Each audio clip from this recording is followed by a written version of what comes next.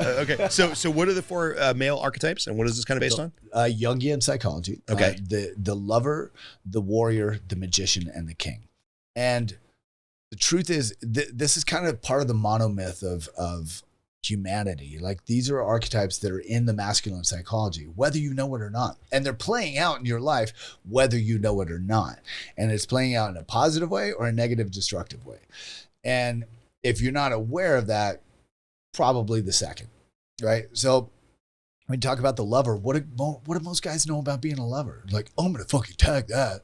I'm going to get some. No, it's not sex, bro. Like, where's the joy in your life? Where's that childlike sense of wonder? I mean, look at your father. Look at a newborn child. That is the epitome of unconditional love. And we all had that at one point. Lost it. So now that's probably the most neglected, abused archetype in masculine psychology, right? Because men are told, you don't cry, you don't show your feelings, suck it up, don't be a bitch. Really?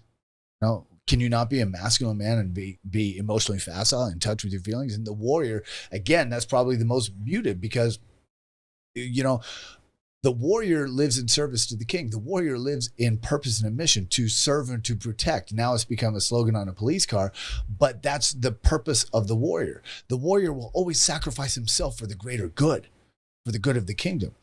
But a warrior without purpose, without mission, is nothing more than a mercenary.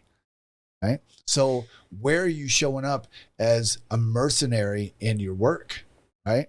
You're like, fuck them, I'm going to win, and I don't care what it costs. See this all the time. You know, the magician is, again, the manipulator. You know, for women, it's the seductress. The king is like, where are you given blessings in your life? Where are you, you know, we talk about your kingdom. So the four pillars of kingship are sovereignty, right? Order, blessings, and legacy. So how can you have a kingdom if you have no sovereignty? Let's look at what's happening right now. How's not having borders working out for us? Not so great, right? If you can't set a boundary, there's no sovereignty. And if you have no sovereignty, you have no order in your life. There's no order. And if you have no order, whether it's your finances, your relationships, your health, how are you given blessings? And what's your legacy? What's gonna be there long after you're gone? What are you leaving behind? Right? We talk about, you know, in your role as kingship. It's not like I'm the king. It's not like Denzel, like King Kong ain't got nothing on me. It's a kingship. You are the captain of the ship for a very brief period of time. Where are you taking it? Right? So when you start exploring that kind of stuff, and we get into, you know, it's, men are lost in our society. And I can say this as a guy that's not afraid to scrap, right? Like I've done the dark shit. I've been in the bar fights. I've been a bouncer and stuff like that. But in tribal and indigenous cultures, there was a very definitive rite of passage from boyhood to manhood, right? Where you give up the trappings of being a boy and the connection to the womb and the mother.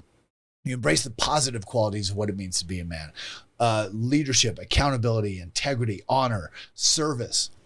We don't have those rites of passage anymore. And as a result, we have a bunch of little boys running around in adult male bodies. We see it all the time by the way men are showing up in the world. And we used to have the role models of the warrior and the king and things like this, the shaman. Now we have what? Rappers, celebrities, sports stars, fucking horrible examples of what it means to be a man, right? Because it's all about bagging and tagging, right? It's just about conquest, about taking. So we take men through those rites of passage again and allow men to, one, own their shit. Because everything that's fucked up in your life, you're the only one responsible for it. And when you can face your shadows head on, then you can claim your gold. Then you can step into the light, your power, your purpose. And when men can start living with purpose, like imagine if we had an entire culture of awakened warriors, of masculine men that go, no, this is what we live for. This is what we stand for. No, you're not going to encroach upon my sovereignty, my family, my anything. And they can do it from a place of love, right? It's not about anger. It's not about violence. It's about, I know my standards. I will not falter at all. I think we'd be in a completely different state in our country and in our world right now if men showed up like that. So that's what we do with Ignite the King, is we connect men to their truth, to their power, and help them clear all the bullshit out of their life again. Yeah, no, I mean, that's so powerful. And you're speaking my language. I belong to a group called Front Row Dads, where we're trying to be, fathers who happen to be business owners, not business owners that are trying to squeeze in some time to be fathers. Because, I know we all make mistakes as parents, and like I'm always terrified that I've got this pristine little hard drive in there and my son and my daughter, and I'm just downloading all this shit on them with all of my mistakes, right? But you're right, there is no rite of passage. There's no true bar mitzvah. There's no go out into the forest and kill your first coyote. There's nothing that really makes you step over to the side of like, oh, well, now I am personally responsible for whatever it is, myself, my whatever. Right. And I feel very lucky that, even though some people would chalk this up to toxic masculinity, I feel very lucky that my parents were like, hey man, like we just don't have a lot of money. At 18, you're either leaving for college or getting a full-time job. And I found option 3, leaving for the army, which my parents, again, were not so happy about. But there was that rite of passage. Like you show up at basic training and they strip all that little boy shit out of you, and they make you do stuff that you didn't think you were physically capable of doing. Right. And I'm glad I had that rite of passage. But I think we're seeing now this whole boomerang generation of guys just being like, well, I have college debt. I didn't know I was signing for college debt. I guess I got to go live back at my parents. And there's like this whole failure to launch generation where, eventually you got to go buy a house or start a business or have kids or get married or, find the nonprofit that's your passion. I don't care what it is, but you got to do something. You just can't, live in your fucking parents' basement and be on social media all day. Right. And you talk about the toxic masculinity. Like, I hate that term. So do I.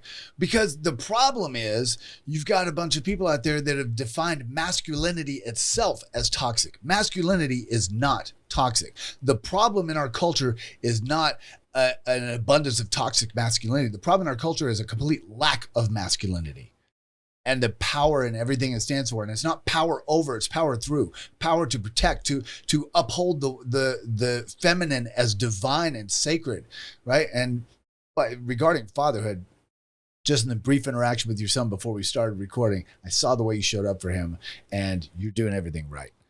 Thanks, man. Yeah, like just the seeds you're planting. I love you very much, and like you're making sure he hears that, and you're speaking to him firmness, but with love and gentleness at the same time. And you're like, there's no question in his mind how important he is to you. So I saw that in that brief interaction. So. Thanks, man. It means a lot. Shout out to John Vroman and the Front Row Dads, because they're helping mold that in a very big way. Like I've got to get you on John Vroman's podcast, because he has a lot more people that listen to it than I do, than my podcast. But just going through that lover, warrior, king, magician, like that's such a powerful dynamic for guys to be thinking in mind when they're raising little girls or little boys. So funny story. After I got married, my wife got pregnant about 65 days after we got married. Everybody thought I had knocked her up and we had a shotgun wedding, but no, she did in fact get pregnant right after we got married. Turns out the Hispanic woman, 10 years younger than me, very fertile. Weird how that happens. That. Yeah. And so so I was a little terrified, because we had planned to like do a couple years of traveling and really grow into this relationship and then have kids. So I went around asking every dad I could find, hey man, what's the thing that you've done best with your child that you're doing now? Or if you have grown kids, what's the thing you did best? And I remember I hit a nerve with this one guy, and he started crying. This is like a realtor I've never met before. We go out for coffee and I'm like, hey, just as a closing thought, like, you have kids, what's the thing you did best? He starts crying. He's like, Scott, I was a horrible father. He's like, I won't go into all the details, but my wife and I are divorced. She was totally justified in divorcing me. I was absentee. I was a horrible father. He's like, and what I learned too late in life was that when you have little kids, you need to be your son's first hero and your daughter's first love. And if you always work from that state of mind and you show up as a man and you make sure you're your daughter's first love and your son's first hero, all the other shit will figure it out. And I was like, I mean, I can't even remember that realtor's name. I never did a deal with him, but that stuck with me. It's now 6.5 years later. That stuck with me at such a deep level. I was like, oh man, that's a gift. Yeah. Yeah. And it was just some dumb question I was asking a bunch of people. So I'll have to write a book about it one day or something. Yeah, no, that's beautiful, man. It's exactly right.